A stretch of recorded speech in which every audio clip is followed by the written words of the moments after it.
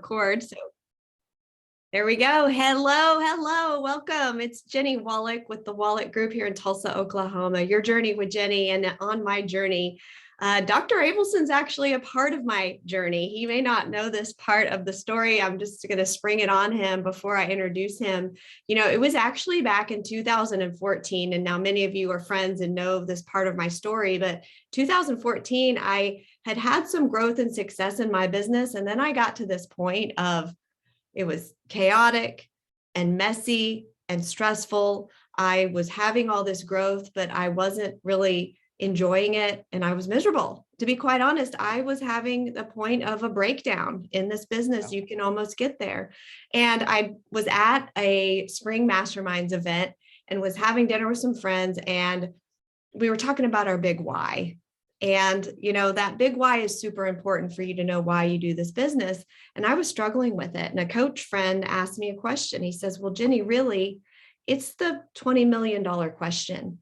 So basically, if all of your financial needs were met, you had money, so much money in the bank, $20 million, you couldn't even spend it a day, you'd given back to your community, your family was healthy and happy, all the things are taken care of, then what do you do when you wake up tomorrow? And see, that was life-changing for me because it took me from thinking about why do I do this business to why do I earn money to what is in my heart that I would do for free. And the next morning I woke up earlier than ever before. I started journaling when I wasn't even a journaler at all. And it came to me, this vision of, gosh, when I was a younger person, I wasted so much time not knowing who I was. And in my years of being with Keller Williams and learning these tools and techniques and behavior assessments, the DISC, to get to know myself better, I now was able to live in my natural self and still be successful. And if, dang it, I could share that with other people and empower them to discover their own possibilities, then that would be my mission in life. And that day I went to the table at my mastermind group and we sat down by a lady, her name's Cynthia Matheny, and she had just gotten back from a Dr. Abelson certification, DISC certification class. And I was like, what is this? This is exactly what I envisioned this morning, getting better and learning tools that'll help me better myself, my business, my team, and share it and give back to others as well and connect and rapport at a higher level. So Dr. Abelson, that day, I got on the airplane, went to the airport, logged in, signed up for your class, and 3 months later, I was in Austin, Texas with you. And ever since, I have been a raving fan of your DISC. I share it with all the people that I ever meet. Everyone on my team gets to go through it and I work with them. And so that is my introduction for you. Thank you for helping change my life. Wow, that's awesome. No, I didn't know that story, and thank you for sharing it today. You know, one of the things that motivates me is stories exactly like that. You know, because a lot of people work for the money, I work for the passion, and as you'll see, you know, for those of you who don't know me, as you'll see today, I'm pretty passionate about this stuff. So, Jennie, why don't you make a couple of the comments, or should I just start? Well, here's the deal, guys. Thank you for hanging out with us. We're so happy you're here. This is being recorded. I'll share it out with everyone that has attended. And let's just mainly communicate in the chat box for the sake of our purposes here today. So if you have a question, you want to go deeper, I believe Dr. Abelson will share some slides. We'll take some pauses along the way where we can ask questions. If you do want to raise your hand, you're so welcome to do that. But otherwise, that's our housekeeping. We got about an hour of some goodness here. So take it away, Mr. Man. Okay, well, thanks. And then this is my suggestion on how we manage this. If you have a question, put it in the chat. Okay, Jennie will keep on watching the chat. I'm not going to be watching the chat because I want to be watching and looking at you. And she'll interrupt me or stop me when I take a breath or something like that, you know, and ask me a question and I will answer it. And this program is about you. It's not about me. So if you have questions, please ask them. I'll be delighted to answer them. And truthfully, you're going to get an email at the end of this where you can actually communicate with me. I mean, one of the things that you'll learn soon, and for those of you that have worked with us before or working with us now, you know, I'm always available. So, but ask now, because if you have a question that there's a high likelihood that somebody else in the group also has a similar question, and I might as well answer it, for everybody instead of just one person. Yeah. So let me get the slides up so we can go from there. My traditional, which is one of the motives that we'll talk about, forces me to put together some slides. Now, what I want to do is I want to start off by making some comments about this. Most people assume that there's one disc. There are dozens and dozens of discs. So if you take disc, if you've taken a particular disc, they're all different. They have different formulations like Coke and Pepsi. Let me make just some comments about the disc we use. I did not develop this disc, so I can use any disc or assessment out there in the industry. I keep on checking the industry to see which one is the best, in my opinion, and this one continues to be the best for a number of reasons. Number one, most discs look at no more than 24 different behavioral styles. Right? Ours looks at 384. So all of a sudden, immediately, you can see significantly more accuracy. Okay. Number two, ours is compliant with equal employment opportunity law, meaning that you can use it for hiring and it doesn't discriminate. And it's really important that it doesn't discriminate, because you don't want to discriminate, even if you're not concerned about getting sued. All right, because you want a flat playing field for everybody. Now, what it does discriminate on, if you do a benchmark with us or use one of the benchmarks we've created, is on performance. So we can actually, and we have discriminated on performance depending on what the position is. Okay, we can talk more about that later. Right. Also, our report has a lot of different sections that most others don't have. About 80% of our report is actually about the person taking the assessment. Okay, it's not boilerplate. And there is one section, if we have time, I want to show you. It's called the time waster section. When you get our DISC and motives report, there's another section. It's usually 1.5 to 3.5 pages long, depending on your profile, that identifies where you might be wasting time, why you're wasting time, and more importantly, suggestions how to stop the amount of time that you're wasting. So if you have a team, can you imagine how much money you can be making and how much time you could be saving if you help people just decrease an hour of wasted time a week, right? That's 50 hours or 52 hours a year. That is awesome, right? But anyhow, that's just some aspects of the report. Right, let me get out of the marketing, okay, and telling you why we believe we've got the best disc in the market, and let's get into why you're here. All right, one of the things we're going to do today is we're going to look at, and I've identified a couple dozen of these. We're just going to look at 6. I'm going to give you some things to think about where you don't even have to ask the person to take the assessment. Right. So when you're sitting there with the listing presentation, or you've got somebody in your car, or you're interacting with somebody, over the internet regarding the listing or buying, what are they? Right. What we're going to do is we're going to look briefly at where they are on the 4 basic styles. Now, remember, our report measures 384, and we're just going to look at 4 basic ones. So this will give you some insight regarding that. All right. So you can follow along with me. Now, what I've done is I've looked at the D, I, S, and C, as it deals with how organized they are and how they deal with organization, right? What type of office decorations they have, if you see their office, or if you're in their house, what kind of decorations do they have, all right? How do they write emails? You can look at their emails and get some insight regarding whether they're a D or an I or a DI, okay, right? How they talk on the phone, because they talk differently. And if you're going to be matching their behavior, okay, matching and mirroring, so you want to have this bond or connection, then you're going to have to do that. And this will help you understand that.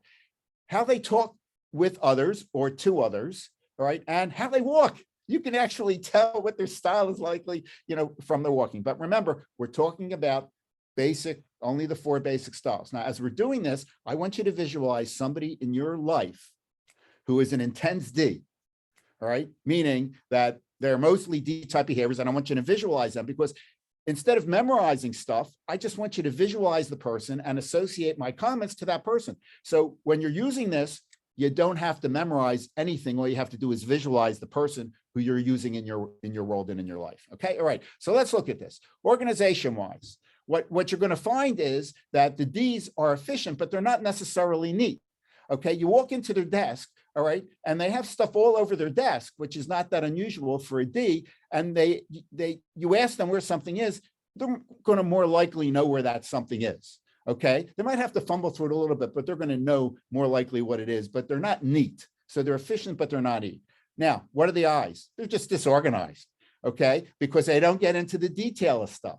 Right? And some of you are I's and you are somewhat disorganized, right? And look at your office. Do you have piles, on the floor? Do you have piles of stuff on your desk? All right. When you interact with your kids, what are they like? If you have an intense I, what does a room look like? Okay. Do they use the floor as their, as a drawer for how they put their clothes? Of course they do.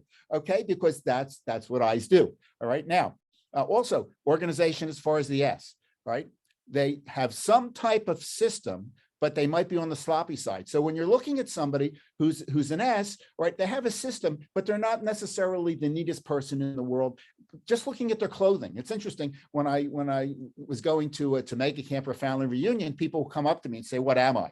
Well, I look at their clothing and I can tell from their clothing most of the time what they are. And depending on how they talk to me, I know what they are. In most cases, they're a D if they say that, because they're very short and to the point, right? But anyhow, what the S's come across is they might be a little bit more sloppy appearing, even though they're not sloppy, okay? But it's just appearing that way. And with the C's, everything's in order. The stereotypic, engineer C, with the person who used to have pencils and pens, and they used to have a jacket that the guys would have a jacket in their pocket. If you've been around for a while, okay. Or you go into their office and everything on their desk is in the right place, okay. And if you're a D, it drives you nuts. But the C's love it. They feel really great. That's the organization. All right, let's move on. Office decoration. All right, D's. Impressive, large desk. All right. If it's a wood desk, it might be an old, massive thing that's there. All right. What about the I's? Memorabilia, trips that they were on or people that they know. It's interesting. If you KW and you had an opportunity to work with Mo or with Gary and you have a picture, of them, where is that picture? Oh, it's on your desk. It's probably one of the proudest things you have if you're an I, right? And you work for KW or whatever real estate company that you work for. Okay. All right. What about the S's? Well, family snapshots. It's about the family. It's about the maternalistic or paternalistic aspect. All right. And what about the C? Well, it's about data. It's about information. We're going to have graphs and charts. If you're doing a listing presentation, what do you want to do with the C? You want to go to the pages that have the graphs and the charts immediately.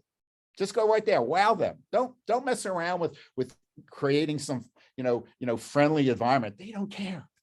All right. Show them the data, show them the information. All right. What about this email writing type of thing? All right. Well, what are the D's? They're direct and to the point.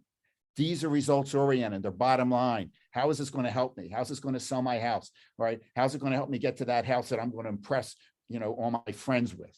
Okay.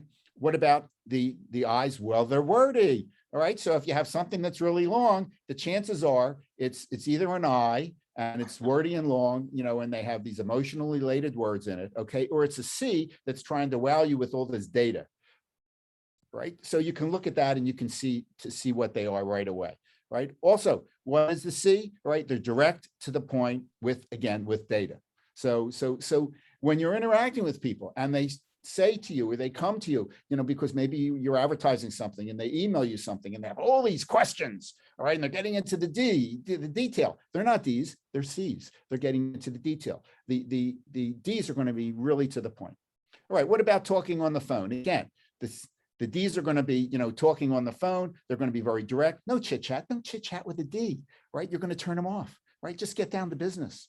Or a lot of people, especially intense I's, what do? They spend the first 5 or 10 minutes. Oh, let me get to know you. The D could care less. All right. The D just wants you to get into it. Now, remember, with all of this, I'm talking about very, very intense people. Right. So, for example, with our DISC, I said there's 384 different behavioral styles. Right. So our report actually measures 96 different levels of a D. It measures 96 different levels of an I. I'm talking about the most intense level when we talk about this, okay, to give you some insight, because people are typically a blend, right? So you might see a combination of this stuff, but a lot of the times, some of this stuff just shouts out at you. All right, talk on the phone.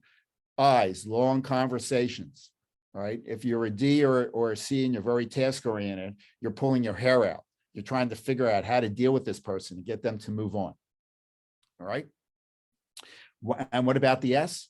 Warm conversations. It's about the relationship. One of the things that I found, that I'll digress a little bit, we've done benchmarks on real estate agents. And what we found is there's really two profiles. Most people will tell you it's a DI, all right? And that's the best profile for a real estate agent.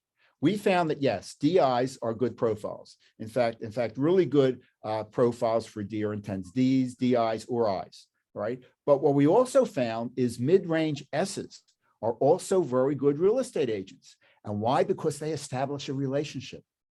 They're the ones that are getting the referrals because people love them. It's kind of like talking to mom or dad, when you love your mom and dad. Okay. Right. That's what you're going to get, with the S, and that's the way the conversations are. What about the C? Little chit chat, to the point, and it may be long because they're interested in the information and the data. So if you got a C, send them all kinds of charts that relate to what they want. All right. Try to focus them, because if you give them too much data, it's going to become a data conversation instead of a real estate conversation or a relationship conversation. But you can give them a chart or two that relates to what they're interested in. For example, let's say you have a C that's related or interested in the kids' schooling. Okay, what's the neighborhood that you're interested in? And these are the different schools, and these are the different ratings of the different schools, right? That's really going to be somebody who's a C, but also has S, because they care about their kids, right? So send them to that. If you have a D, they're going to be interested in how much profit they're going to make by selling their house. Okay, and how you're going to help them do that. All right, let's move on. How about talking to others? Oh, this is hilarious, because I know you've seen this when you've been at any conference with a D, because they're talking to you, but they're not looking at you. They're looking around you. They're looking behind you. They're looking at, who else they see, and they're waving. And it's kind of like, what about me? I'm here right in front of you. What happened to me? Type of thing. Well, that's a kind of typical, somewhat standard, type of D behavior when they're talking to others. All right. The I's, very verbal, very personable. All right. But they typically have a poor listening skills. Why? Because they're thinking about what they're going to say next, because I's are interested in being liked. That's one of the aspects of being an I. You like to be liked. So you want to think about, well, what can you ask, or what can you say that's going to help bond better with this person? Or what can you say that's going to help that relationship? So a lot of times really intense I's are focusing on what to say next instead of really listening to what the person is saying. Okay. And what happens is with the S's, they're warm and they're not pushy. And they're great listeners, right? They're going to be the ones who listen before they talk. They're going to be the ones that you have to ask them questions to get them engaged. Okay. And C's, they're direct, they're questioning, they're clarifying, they're challenging, they're resistant. All right. They always have another question. It's kind of like, how am I going to sell you something? How am I going to get out of this listing presentation? You have all these questions, right? Well, there are ways to do it. For example, we have so much time. How much time do we have? You clarify that. I mean, if you're Mike Ferrier, you have 15 or 20 minutes. Okay. But in most cases, you want to, give them more time. So what happens? You spend time and you get into it and you say, what are the last 3 questions? Because we had a time constraint on dealing with this. So you help them deal with the time. Last thing, walking, right? D's, they walk quickly, right? They're always going somewhere. Right, and they have to get there in a hurry. I's, they'll weave. They may even run into things. Why? Because they're talking to somebody and they're not watching where they're going. All right. Okay. S's, right? They're very steady, easy paced. Whereas a D is very, very quick and very straightforward. What happens is the S is just going to take their time. They will get there. It's like the tortoise and the hare. And C's, what happens is they're going to walk in a straight line because they have to be efficient with everything that they do. All right, now I've given you a brief overview of some different things to think about. Remember, people are blends, but let me stop for a moment and see, Jenny, if are there any questions in the chat that I should direct or answer? No, we're good so far. Everyone's just making little comments, side comments, but otherwise, okay. Great. All right. Well, and I'd like to get some comments too. I mean, Yeah, sure. We have a program like this. It's a 2-hour program. If you're interested in a type of program like this, obviously contact us. But if you think that this would be a great program, even though you've never thought about it, put it in the chat. And Jenny, if you can kind of keep track on it, because if that's the case, we'll spend more time and develop, a better program. I mean, I've identified about 24 factors that are just like these 6 that we've shared with you. But I only have an hour, so I wanted to give you some highlights and some stuff that you're definitely going to see. Yeah. I think Ro is reminding herself from your education so far that she needs to add her graphs back to her monthly newsletter to please the C's, right? There you go. And don't worry about it, Ro, because the D's won't even look at it. All right. Yeah. But the C's will appreciate it. It's kind of like in our certification, we have a textbook. It's like over 300 pages. And I tease the D's and I say, I know you're not going to read this, but I'm giving it to you anyhow, just in case. And I know the C's, I mean, before we even start the first day, they've already leafed through it at least once. Okay. Because there's so much more data that they have to get to see what's going on. Anyhow, let's move on. All right. Now let's look at, what are D-type behaviors. And then the next slide, we're going to get into how to sell to a D. All right. And then we'll look at motives, and then we'll look at how to sell to motives. Anyhow, I'm going to do this very quickly. And again, I like to use pictures. So I'm going to use these 4 characters, and hopefully, I don't know if you've ever seen any of the Bourne movies, but Matt Damon, is a very, very intense D. Okay. He's very decisive. He's forceful. He likes to direct. I mean, he's always challenging people, and you can see that in the fighting. That he's always in a fight. I mean, no matter, every time the guy turns around, he's in another fight, and he knows he has to win every single one of them. Right, so he's committed to do what is ever necessary to win. What about the eyes? Well, the eyes are involved, and they like to engage with others. They like to talk. They like the interaction. Now, as I mentioned a couple minutes ago, they want to be liked. Right. So what are different things, that you can connect with them to show them that you like them? Oh, wow, I really like that necklace that you're wearing. Okay. Or that's a really cool watch, or whatever it is. Okay. And you can then, get into, different things that are going along with individual to demonstrate that you like them. Eyes also like a challenge, but to them, the challenge is the interaction and to win somebody over, whether that be through sales or through relationship or whatever. So people are their challenge, whereas for the D, it's the tasks that are their challenge. Also, eyes are very trusting, and they're very optimistic. And it's kind of interesting when I'm once upon a time before we had COVID, and we had all these, meetings, if the group is kind of down, what I do is I go to the intense eye and I ask them to tell a story or just start making some comments about their perception of what we just went through. And they almost always lift up the group. Right. And they make everybody feel better. And that's another way to get excitement into your team meetings or in any meetings. And it doesn't have to be in person. You can do it on internet meetings. Just ask the eye their opinion about something. All right, let's go. And I like to use, Jim Carrey for I. I don't know if you've seen the movie The Mask, but oh my God, the guy has so much energy and excitement. It's almost scary.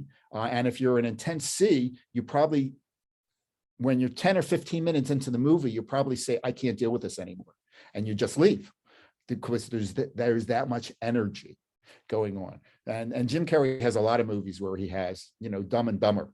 I mean, all this different energy that he has. All right, S's. I like to use Barbara Bush. I mean, I actually taught at Texas A&M where Bush Senior had his library. I actually did a program for the library. I did a strategic plan for the library, and I was trying to get to meet Bush by using as a reward system the possibility of visiting with the Bushes. It didn't work out. I did meet President Bush on 3 occasions, and just a little aside story, which is kind of interesting. I used to, when I was at Texas A&M, and that's where he has his library, and they have like the 6,000 square foot apartment there. He would walk across campus to the fitness center, and that would be the fitness center that I used as well, because it was paid for, because I was in the faculty. And periodically, on 2 occasions, I actually ran into him, quote unquote. I didn't run into him. He was walking one way and I was walking another. So I figured, I'm just going to go up to President Bush and just acknowledge, how much I personally appreciated him locating his library here. Well, on my way up there, it's kind of interesting because you have a service, you have an FBI, special agent trailing behind him.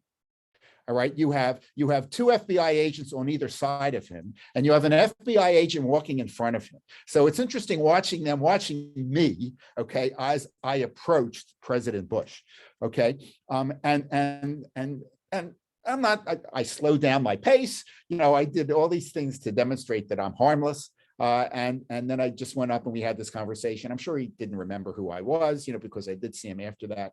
But anyhow, it was just very interesting having a chance to meet him. But Barbara Bush is phenomenal from the stories that I've heard, because I did work with the library and some of them, knew them personally, actually visited, in their apartment. And she really was this incredible maternalistic person. All right. And she kept the family together. I mean, just think of the Bush family politically, all the politics and all the different aspects of politics that go on. And here you have this maternalistic force, keeping the family together. All right. Well, so what are S's like? Very intense S's, really listen to others. All right, now I have some S, but it's not really high. And sometimes even though I understand the disc and the modes really well, even I can't figure somebody out. What do? I'll go to an intense S. To them, it's second nature, right? They know so much about them. So they really understand other people. Now, they're slow to change, and some people interpret that as they're slow mentally. Not true. In fact, there's no correlation. There is no research, to my knowledge, that demonstrates any correlation or relationship between intelligence and the 4 different styles. Okay, so even though S's seem to be slower, they're not slower intellectually than anybody else. They just have a steady pace with them, and they like to do things deliberately. So when you're interacting with them, they like to do things stepwise. They don't like to have too many things on their plate at a time. And that's one of the biggest problems D's have. They come back from a conference, and what do? They dump all this stuff on top of the S who they hired, because the S helps organize their life and get things done, right? Don't do that. And if you're going to do it, then stop and take a breath and work with them to prioritize the new list that you gave them. Of course, there's an old list as well. So you need to go back and look at the old list and look at the new list. So they are great. They like to serve. They like to get closure. I refer to it as boxes. They like to put lids on the boxes. They like to get closure. The D's come into a room and they take lids off the boxes and they start all these different programs and all this different stuff going on. Hopefully you're going to have an S who comes around and does what is necessary, or an SC and does what is necessary, that puts the lid back on. That's what S's are really good at. They're calming, they're patient, and they're very loyal. Now let's get into the C's, and I like Jim Parsons, or I'm a Trekkie, so I like Dr. Spock, but that's kind of showing my age a little bit. So the younger crowd, as far as the Big Bang Theory and Sheldon, he is also your stereotypical intense C. I mean, he doesn't have a clue regarding emotions. Okay, just think of how he is with interacting with Penny, who is this high I, okay, and she'll say something to him, and he comes back with this comment that demonstrates he doesn't have a clue what she was just talking about, all right, because he doesn't get into the emotionality. But C's are precise, they're analytical, right? They're pessimistic. They are great for teams because they will challenge what you're doing. They'll challenge your concepts. And if you're a D, or if you want to move forward, you better be ready to at least talk about the challenges because they're very, very important. They're high quality. And if you have people who are by the book, all right, they're typically Ds. All right. Are there any questions, Jenny, before we move on to how to sell to the D? Hold there. I had to find my unmute. Okay. Yes, actually got some good ones. So Okay. I've got here, Nikki is asking, so how do I's learn to listen better? How do I's learn to listen better? Yeah. Okay. All you have to do is visualize keeping your mouth closed. Okay. If your mouth is closed, then you can't be talking, right? That's one thing to do. The other one is really focus on the other person. Get out of your head regarding what you want to say next. Yeah. And get out of your head regarding what they're thinking about you and get into them. Okay. So if you get into them, and in my programs, you'll repeatedly hear me say, it's never about you. It's always about them. Right. So as far as the I is concerned, get out of your head regarding what you're going to do next or what you're going to say so that they'll like you. And you know what? Especially if they're an S or another I, and you demonstrate that you've heard them, they're going to love you. Okay. They're going to like you. Nikki, is that helpful? I think, and let me see if she responds here, but Yes. yeah, good. Yeah. I feel like that's not just eyes, that's being a salesperson too, right? It definitely is. I mean, I'll give you some research. I mean, doctorate is because I've got a PhD in business management, but there's research, okay, that demonstrates that the person who talks the most in an interview likes the interview the most. Yeah. Okay. Or it feels best about the interview. So it's always to your advantage to get the other person talking. If you're hiring somebody, you want that because you want to be the one who makes the decision whether you're going to hire them or not them. Okay. So ask them questions. A lot of times in the interview process, people think, well, it's my job to sell them on the company. No. It's your job to sell them on the relationship. And one of the ways to sell them on the relationship is to have them talk more, ask questions, or share something about them. And then you can ask delving questions. That's one of the neat things about our report. When you look at the general characteristics part or the sales characteristics part of the report, it's 1.5 to 2 pages long. And there's all kinds of questions that you can ask.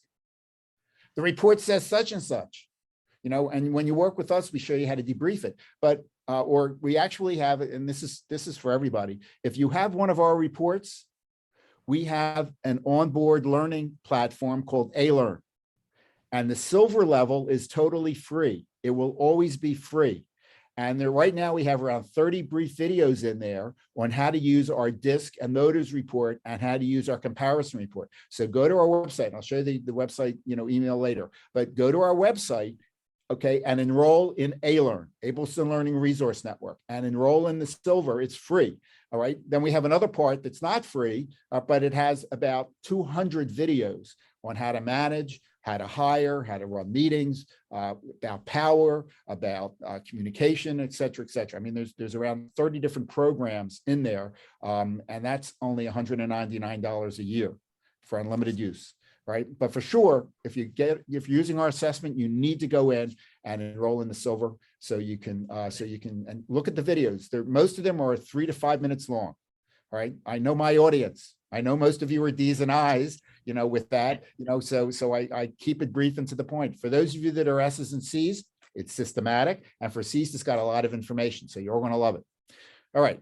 All right, let me share just one little funny and then one great question that Ro asked. So first, Mike says, I literally put lids on boxes yesterday for a high D. Like your example, okay, it was real. And then Ro has a great question, and I think everyone can benefit from this. I'm in the process of revamping my seller's questionnaire. How can I design it to capture all of the behavioral styles? All right, that's a great question, and that's really an answer that's going to take more than what we have time to do here, Okay. because I could be spending 5 or 10 minutes easily Okay. on talking about that. But here are some insights regarding it. Number one, design it so it identifies or caters to each of the 4 styles. Number two, put the questions that help you identify what their style is up front. So if you're going to be interacting with them personally, instead of just giving it to them and asking them to fill it out and then get it back to you, all right, then what can happen is you can start figuring out what they are as they're going through your survey. And you can start catering to them and connecting with them right away. If you email it to somebody and somebody says, well, can I just talk to you about it instead of filling it out? Their answer is absolutely yes, because they're an I and they want to connect with you that way. So look at all the red flags. Look at all the systems going on. Some people are going to say, sure, send it to me. All right. And then they don't get back to you. Well, they're probably an I or most likely a D. Okay, so you're going to have to keep on at them. And then with them, you can say, it's only going to take a couple minutes, but it really will be helpful for me if we go over this. So can we do it over the phone? Okay, or can we do it over the internet? And I'll help you get through it very quickly. You can just talk to me and I'll make the comments. All right, so those are 2 or 3 different insights on how to deal with it in a way to use it as a connection. That is a connection tool. Our disc report is a connection tool. I mean, if you're with Keller Williams or if you've been with Keller Williams, what does Gary tell you to do with any report? I mean, when we used to be the chosen ones because all they used was the disc and the AVA, okay, all right, then it was always part of the interview. Now with the KPA, all right, it's the part of the interview. One of the neat things that we have that adds significantly to the KPA is there's a heck of a lot more data in our report, okay, because it tells you how to communicate. It tells you how to motivate. It tells you how not to communicate. It tells you how they see themselves and how other people see them under stress. So there's all these neat things that you can also get in our report. And it takes less than 20 minutes to answer the questions. So for sure, if you're with KW, keep on using the KPA, but our report's going to add some additional insights for you. Yeah, I love it. All right, let's keep this party going here. Okay, let's move on. Let's see if I can get to selling. All right, so let me hit some highlights on that because it's really important. Now, number 1, with the D's, remember it's results, bottom line oriented. All right, so be direct. Another thing that you want to do with the D's is give them alternatives. Give them 2 or 3 alternatives because they want to be in control. You should feel comfortable with any of those alternatives. So if they choose one of them, they should work for you as well. So be careful with that, but make sure to give them alternatives, right? Let them win. Structure it so no matter what happens, they win because that's going to be important to them, right? Don't talk down to them. Don't dictate. You're walking into their house in a listing presentation, right? They may be sitting down, most of the time they're going to come up and greet you, right? Ask for permission to sit down, but make sure you sit down. And if you want to, make sure that what you're doing is you're not looking down at them. Now, some of the times you're going to be taller than them and they're used to people looking down to them. Get at their same eye level, all right? All of a sudden, they're going to feel a little bit awkward, but after a while, it's another way to connect with them, right? Also, I want to talk about this because this happens so many times in a listing presentation and with selling. You're going to have more than one person whose needs you're going to have to meet. So you're going to need to figure out what the different behavioral styles are. And if they're an S, then you're going to have to figure out what the kids' behavioral styles are, because that's going to be important too. So you need to realize that. Now, let me give you some insight. When you're talking to somebody, talk to their behavioral style and look at them. Don't look at the S and make comments as if they're a D. All right. As you're looking at the person, all right, remember what their style is and talk to them, but make sure that you're talking to everybody at the table. What happens a lot of time is for some reason, people focus in because they think the decision maker is the man. Okay, that's craziness, right? If there's 2 people, at the table, all right, whether they're you have a man and a woman or 2 women or 2 men, all right. What you need to do is you need to figure out what their style is, and you need to direct your comments to them as their style. Now, if you're lucky and they both have the same style, which I would imagine is unusual, then you can talk to either of them. You can go back and forth. That's fine, right? But remember, talk to the right style and use a strong close. It's okay to use a strong close. They're going to respect you because you're going to come right at them. All right, let's take a look at the eyes. You need to focus on the experience because that's what's important to them. So be personable and friendly. All right. Joke and have fun with them. Don't be joking with the C or the D. They're task oriented. They don't want to joke. Right. You can tell stories as it relates, but be to the point. Also, let them talk. Ask them questions. Get them engaged. Right. The tendency, especially in a listing presentation, is to show them all the wonderful stuff that you've done research on their home. Right. But what you really want them to do is ask you questions and say, oh, yeah, it's on this page in the listing presentation. Let me go to it and show you.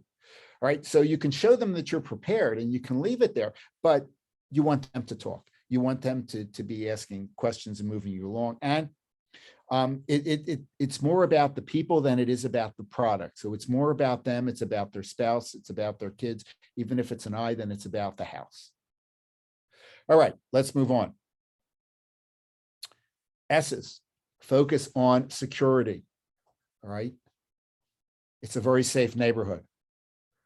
If it's an upscale neighborhood, they have their own police force. Right. There are those types of things. You want to build trust. So don't promise something you can't deliver. And this is one of those few times where I say, never promise something you can't deliver to an S. They will hold you accountable, but in most times you'll never know about it because they won't tell you. Right? They're going to keep it to themselves. So keep that in mind. Right now, focus on the people, focus on the reliability, be reliable. If you say you're going to be there on time, be there on time. If you have ADD and you say you're going to be there on time, but you're frequently not, tell them this. All right. Tell them, I'm going to promise you that I'm going to be on time, but it's going to be hard for me to do that. I just want you to know who I am. Right. And they will respect that. Okay. All right. Also, listen carefully. All right. Virginia Cook, who was in the Dallas area, if any of you are in the Dallas area and you've been around for a decade or two, you know the name Virginia Cook. All right. She's legendary, not as much as Abby Halliday, but she's still legendary in that marketplace. All right. Virginia one time said to me, and I give her credit for it, even though I doubt if it's her credit, but we have one mouth and two ears. Use it in that proportion. So we should be listening twice as much as we're talking. All right. So keep that in mind, especially with the S's, and close after you feel they trust you. Don't close before you've established that trust, because they're not going to say yes. May say yes to you, but they're not going to say yes when it comes to it. All right. The C's, focus on the information. Give them facts, figures, data. They love it. All right. Don't touch them. One of the things that you're going to see in the report is they like to be, they like their personal space, be at least 3 to 6 feet from them. Don't get any closer to them. Well, it's the same thing. So if you think that you have a C in the listing presentation, a lot of times, especially the I's, want to sit right next to the C because they want the closeness, right? The C doesn't want you to be sitting right next to them, right? Sit across the table from them. Give yourself a little distance because that's what they want, okay? Also, give them plenty of information. If you do make promises, make sure that you follow through on the promises and make sure to answer their questions. But, and I can go back to my dissertation, but I'm not going to bore you with that story because we're running out of time. But anyhow, what you want to do is you want to say to a C, what are the 3 bits of information that you really need from me? Don't ask them, what questions do you have? Okay, because they've got a list, like around a dozen questions, right? What are the 3 most important things? Well, I don't know if I can do that. Well, let's just start there. All right, what are the 3 most important things? And then you show them you have the data, and then you start to develop trust, and then they stop asking you as many questions. Right, and you can move them in that direction away from asking so many questions. They might come back to it. If they come back to it, all that's showing you is that you've gotten, out of this rapport, with them. So you need to start working back to establish that rapport. All right. So let's see if there's any questions on this, Jennie, as far as selling. So really, I think Authorine is asking, why do you need to know the kids disc for the S? Is it for relationship building or? Yeah. Well, because the S is concerned about their kids. Yeah. Okay. So to demonstrate that you have an appreciation for the kids is excellent. For example, an S, maybe one of the kids excels. And maybe they need to have a magnet school or one of those special schools that is in the district, right? With S, they'll be concerned about that. The D won't be concerned about that because the D will say, well, the kid will handle it. They're bright. They have my genes. Okay. So that becomes less of an issue with the D, but it becomes more of an issue with the S. The more you can demonstrate that you care about the relationships and care about the people in their lives, the better connect that you're going to get. Now, it has to be genuine. All these things have to be genuine. If you can't do it, then don't do it. because it's going to come across as not being genuine, and you're going to lose that rapport, and they're not going to trust you at all. And it doesn't matter which style it is. So you need to figure out what works best for you. All right, and deal with that. Again, that's one of the beauties of a team. You might have a team, but you might have 2 or 3 people that are really good at listening. Identify what the behavioral style of the individual is, or what motivates them, and send that person who has the greatest ability to connect with them on the listing presentation. Yeah. Okay. All right. So keep that in mind. Right. I want to get into the motives, because most people don't understand the motives. And if you have our report, you get the motives. There are a few of the other ones that also have motives. The motives look at what motivates somebody, what drives their behavior, what's underneath the behavior. All right. I'm going to do this quickly, but again, if you have our report, please just don't look at the disc graphs. All right, go in and look at the narratives. They're excellent. If you have our disc report, if you don't have our disc report, I'm going to give you an opportunity to get it. But if you have it, look at the motives part. Now, I'm going to do this quickly. And I like to use pictures. Benjamin Franklin, high theoretical. Theoreticals like to learn for the sake of learning. All right, they are sponges. Right. This is the guy that founded the University of Pennsylvania. This is the guy that started the first fire department. This is the guy who wanted to find out if lightning was electricity, and he went out with a kite in the middle of the lightning and thunderstorm, and he put a key on the end of the string that was holding the kite to see if lightning struck it. I don't know about you, but if it's lightning and thundering and pouring rain outside, I'm not going to stand outside flying a kite. Okay, but he did, because he had this thirst for knowledge. Well, you're going to see that. These are the type of people that have 4 or 5 books, on their nightstand at night, okay, because they want to learn all this stuff. These are the type of people that still go to Barnes and Noble because they have to feel the book. All right, they have to see it. Okay, so very important. It motivates their behavior, and there's a huge difference, right? Utilitarians, they're into efficiency of resources, efficiency of people, efficiency of money. This is the only one of the 6 motives that has anything to do with money. So if you understand the motives, you can motivate anybody in your life, and you don't have to pay them squat. The problem with using money as a motivator is it's a common denominator, and they can get it anywhere. And most people think that's all the resources you have to reward people. That's craziness. If you know what their motive is, you don't have to do money. In fact, one of the biggest problems with money is if they're motivated just by money, they're not going to stay with you long. They're going to go to somebody else who's willing to give them more money.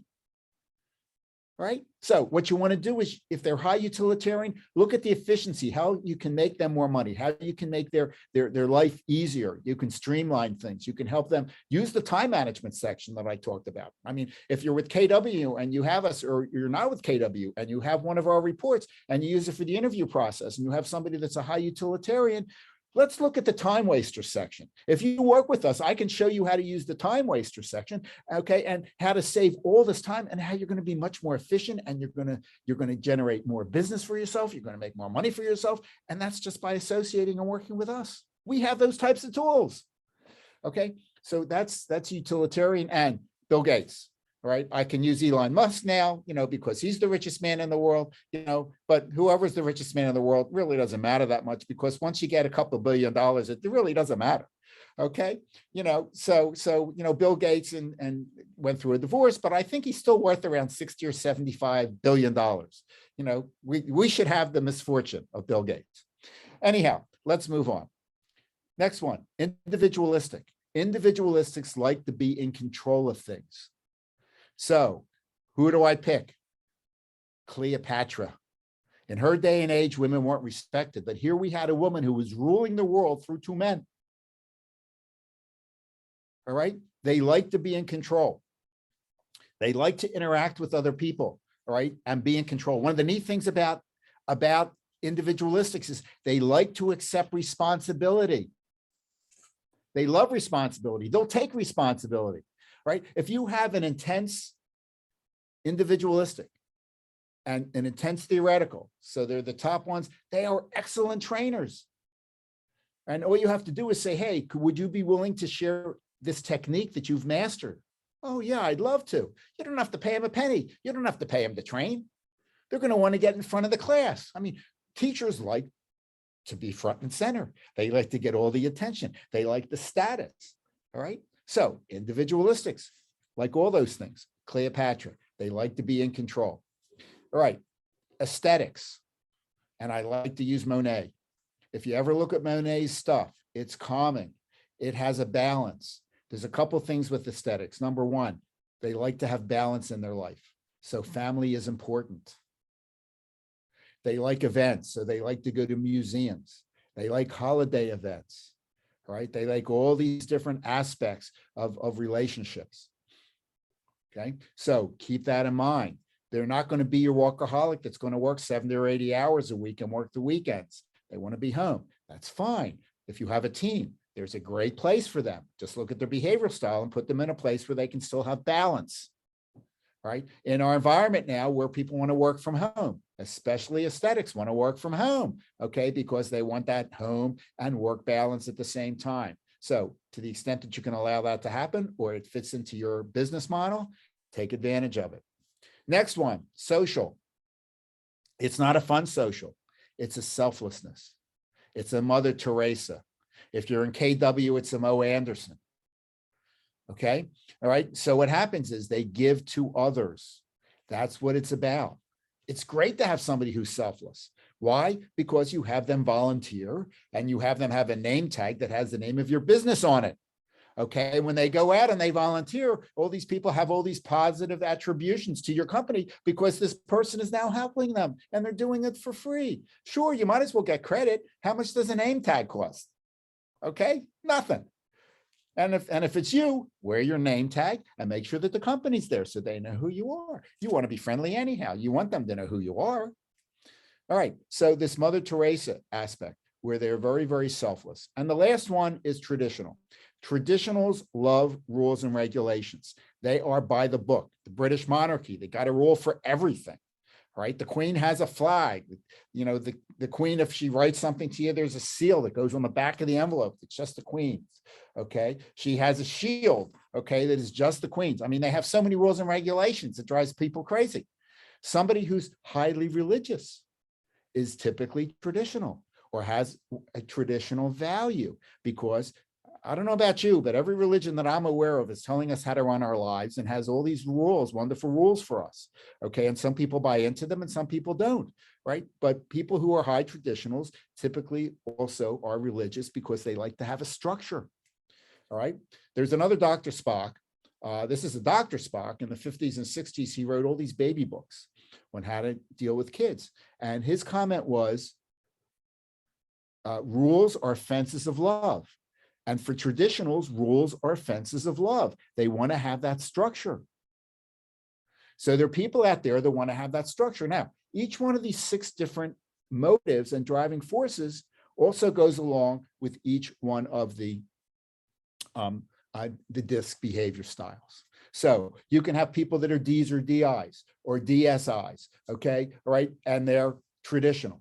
And you can have them have the other ones. What we do in our certification program is we show you number 1 and number 2, and we focus on number 6. I want you to know what is most motivational for them, and I want you to know what is least motivational, because I want you to make sure that you stay away from that.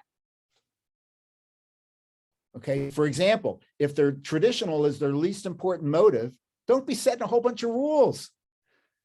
If they're individualistic, they're probably going to tell you to their face that, yeah, sure, I can do that. And then as soon as you leave, they're going to do what they want to do anyhow.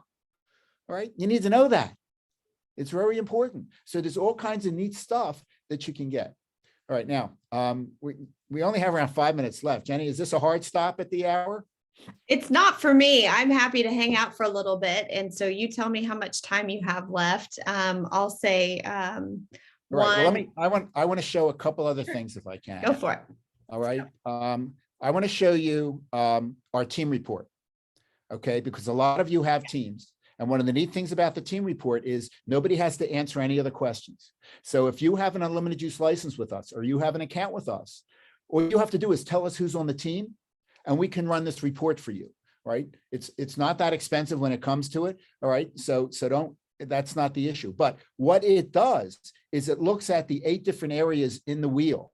And for each of those eight areas, it tells you what are the strengths and weaknesses or limitations, how to communicate, how not to communicate, what value they bring to the organization. And then on the second page, it gives you their graph, their natural graph and what they're like.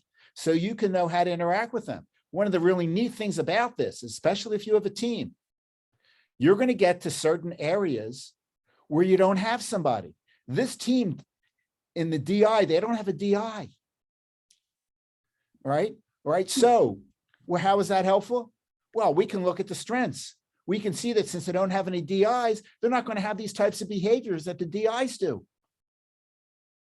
All right. So if you're let's turn it around. Let's say you're a bunch of DIs and you don't have any ASCs, you're going to be missing those types of behaviors. What the report does is it tells you all kinds of neat stuff about the behaviors and how to deal with it. 2 other things I want to just show you quickly. What it does is it puts everybody on the wheel. So Dr. A, we don't see, we're still seeing your main character's motives. Oh, really? Sorry about that. That's okay. Thanks. I think I know what you're talking about. I'm going to do a new share. Okay, There this is the wheel. Perfect. Yeah. Right? This is the wheel. Right. Let me go back and show you this other part. Yeah. Right. This is the other part. Okay. There's no DIs here. It talks about strengths, weaknesses, words to use, words not to use, what value they bring to the organization. So since there are no Ds or Is, I can look at the strengths. So these are the behaviors I'm missing. And I can look at value to the organization. See, these are the things that I'm missing regarding my organization. Okay. That's good. All right. So it gives you all that information. Then what it does, and if you're in our certification program, we spend a lot of time on the wheels and I show you how to use the wheels. All right. The wheels are phenomenal. I mean, these are so powerful. In my discertification program, the opening picture is Niagara Falls because it is one of the most powerful forces in the world, right? The disc wheel is so powerful. I can tell you where there's going to be conflicts. I can tell you where people are stressed. I can tell you who's going to get along, who's not going to get along, what's missing on the team. And in the certification, we show you how to do that. But anyhow, you don't have to take the certification to get this report. It gives out all that information. And then the last part is really cool because what it does is it looks at the behavioral hierarchy. It looks at the 12 different aspects of the behaviors. And this is from a page in your individual report. And then for each person, it tells you where they are in a scale from 0 to 100. And if you have a team, you can tell what's going on here. All right, hold on. I'm going to make it a little larger. All right. Let's look at this. Sense of urgency, right? B best is low on sense of urgency. C Carlisle is 100 on sense of urgency. So Carlisle, it gets really frustrated with B best, who happens to be the team leader, because they don't have a sense of urgency. All of a sudden, you look at this graph and people can see why they don't get along with other people in your team or why they don't respect them or why there's problems. And you then lead a discussion and talk about it. Right? We have another service where I get on the internet with you for an hour, okay? And I go over the team report with you, but you don't have to do that. So you can get the team report, you can use it yourself. You can hire me to work along with you for an hour. And we have the same thing for the motives. It's really, really incredible. All right, we are to the end point here. We also have a comparison report that compares 2 people. Let me do that just briefly. Okay. What it does, and again, you don't have to answer any of the questions. Just tell us who they are. Go to our website. Tell us who you want on the report. Look what it does here. Ways to communicate with Cam. Ways to communicate with Sherry. Right? It has bullets. In my A-Learn silver part, I tell you how to use this report. Okay? How not to communicate with each other. So you develop a discussion. What would this be like if you were a coach? And you did this with the person who you're coaching? What would it be like if you're hiring an assistant or you have an assistant, all right? And you go through this. What value do they bring to the organization or to the team? You just look at these. It tells you, have them circle the bullet in front of the items that they think is true. And then you have a conversation, okay? How you're going to work together. These are descriptors so you can see where they relate and where they don't relate with each other, right? Right? These look at the 12 different styles. These look at the motivators. I mean, these are different strengths that each person has. These are different where you're going to conflict with them. What's their ideal environment? All part of this report. So it's really cool. All right, I'm going to go back to the presentation. I'm just going to go, and these are the wheels that I developed. I can show you how to use them. They're very, very descriptive. So if you're interested in the certification, you can either email me. All right.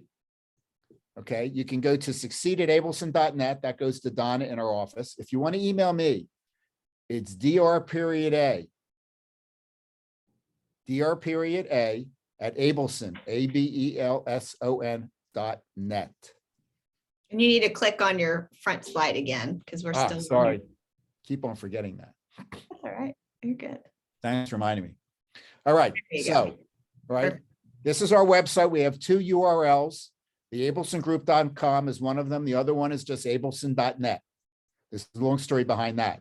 Somebody tried to steal my business around a decade ago now.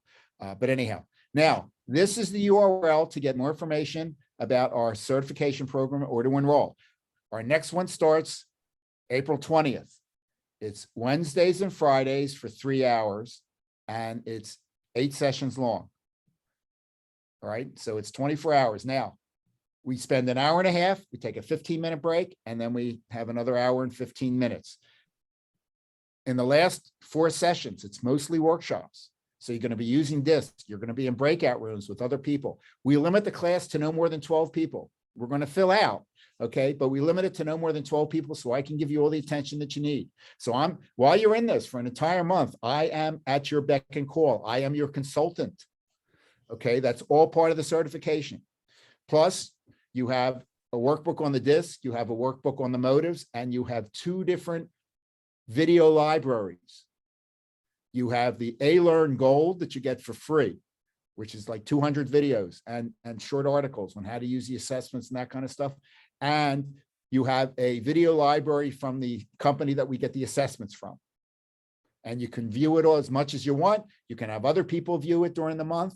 Go at it, have fun, learn as much as you can. Right. But enroll, the price is only $15.99 right now if you enroll in time. Okay, if you would enroll after the end of March, the price goes up to $19.99 or $2,000. So if you're interested, enroll. If you want more information, that URL gives you the information as well. Okay, and if you're with KW and you don't have one of our unlimited use licenses, you need to get one because you're going to get our report, you're going to get the motives, you're going to get the disc, and we have an unbeatable price. So just go here, abelson.net/KW. All right, and you'll see the price. Believe me, it is unbelievable. For the price of 4 of our disc and motive reports, you can do the reports unlimited for an entire year. Okay, it's really 4.5. So if you're going to run 5 reports and you're with KW, do it. Now, one of the neat things about the unlimited use license, you can use it with anybody in your team. If you're an OP, okay, or a TL or an MCA, okay, you can use it with anybody in your market center. One price. All right. If you want to, and you have open houses because you have open houses for team members, give everybody that comes an assessment. It has the disc and the motives. All right. If you want to use this with clients, you can use it with clients. All right. Give them a free assessment about themselves, and then you know all about them. Right. Some will let you do it. It's all part of the bundle. It's unlimited. We have some market centers that are doing 500 reports a year. Okay. Well, I've been a client since I got certified. I've had the unlimited use year after year, and I continue to renew it because, like you said, it's so powerful, not just for my team of us getting to know each other, but what I realized is that I needed this refresher, Dr. Abelson, because just as a team, we were saying inside of the KPA, there's this last section where you ask the new candidate, how do you win with me? Or how do I win with you? And how do I lose with you? And it's a conversation we've been saying as a team, we needed to redo that together, but you just reminded me it's on the wheel. It's already there for us. There you go. And then instead of telling them, ask them a question. If if we structure things like this, all right, and then whatever this is, you'll know, okay, would that be attractive? Would that be interesting to you? Okay, well, we do that. That's part of our culture. Yeah. Right. And it doesn't have to just be with KW. If you're not with KW, you can still purchase our reports, and we have different level of reports. And believe me, just the time waster section Yeah. is worth more than the price of Time the you report. will stop wasting with that. Yeah. I have a couple questions for you real quick before we hop off. So Okay. Mindy asked, do you recommend when somebody is taking the assessment, they answer quickly or think long and hard about the answer? I recommend first thing that comes to mind. Yeah. Don't try and outguess the assessment. But one of the neat things, you'll learn this in the certification, I'm going to show you 2 ways that you can determine whether the person's not telling you the truth. Yeah. Okay. So, which is invaluable, because do you want to work with somebody who's not going to be truthful in the interview process? Of course not. Because if they're not truthful in the interview process, do you think they're going to be truthful once you hire them? Don't think so. Yeah, we need to find that out early. Carol says this. She says, like using the report for your team, could this also be used to compare and identify candidates for hiring purposes?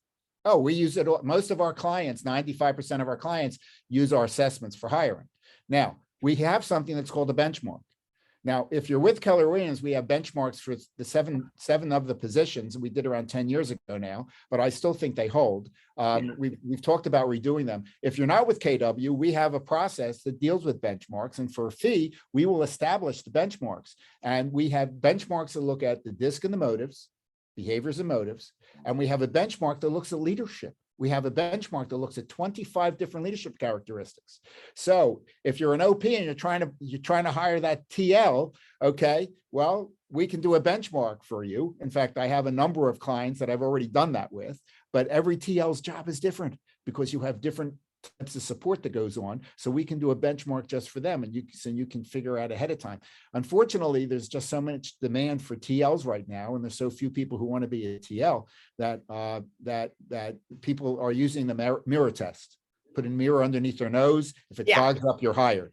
Okay, but which is how most of us have used hiring, all through the years. Well, anyway. 3 to 4 or 5 or 6 months later, you're asking yourself, "Oh my God, what did I do to myself?" Yeah. When you use that. So it's much, it's much more hire slow, fire quick, is the terminology that's used. So with a benchmark, you really have that information. And if you're with Keller Williams, you've got the KPA, so there's 2 ways, to look at what are the characteristics. I think this is a great, I think this is a great one to kind of wrap up with. Mindy mentions that, or ask, can someone's profile or behavior change over time? Absolutely. Absolutely. For people who tell you that once their DISC is it's established as DISC, they don't know what they're talking about. Also, if they tell you if DISC is a personality profile, they don't know what they're talking about. It's a behavioral profile. DISC just looks at behavior. All right. That's why we have the motives. That's why we have an emotional intelligence assessment. That's why we have a stress assessment. That's why we have a leadership assessment, because our personalities are very complicated and comprehensive. So people's change. I mean, has your behavior style changed? When you had kids, did you behave one way? When you don't have kids, do you behave another way? All right. Yes.